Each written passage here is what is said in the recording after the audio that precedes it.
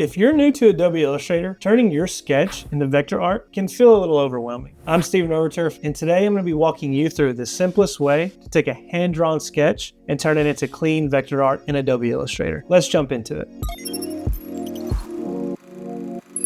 I've already placed my illustration into Adobe Illustrator. For my first sketch to vector option, image trace inside of Illustrator is an easy way to get results quick. I'll select the artwork and open the image trace panel. I'll start with the color preset, then use the image trace panel to control how many colors are being used and how much detail I want to keep. There's no single right setting here. The panel gives you multiple options depending on your desired outcome. I'll tweak the color count, paths, and corners until the artwork feels clean, but still holds into the character of the original illustration. The goal isn't perfection, it's efficiency with control. Once I'm happy, I'll expand the trace, turning everything into editable vector shapes. From here, I can make small cleanup adjustments if needed, but most of the heavy lifting is already done. I've noticed the dice outline in my sketch reads as a hexagon, with added detail to make it feel like an ice cube. So I'm going to build it in the same way in Illustrator. I'll start by creating the main hexagon silhouette, matching the outer contour of the die. Then I will add some additional lines to meet at the center to give in that cube perspective. Each face of the cube is a square, so I'm going to create squares with numbers to sit on each plane of the cube. I'll place the numbers as live text on each square. Using that free transform tool and free distort, I'll push the numbers into perspective so they match the angle of each side of the dice, and then delete what's not needed anymore. Now I'll move into color details and highlights. I'm creating liquid-like shapes with different values to give the dice that watery, icy effect. These subtle value shifts help sell that glossy ice cube look without adding unnecessary detail. Then I will move all those details to the back so my black outline sits on top. Once the first die is finished,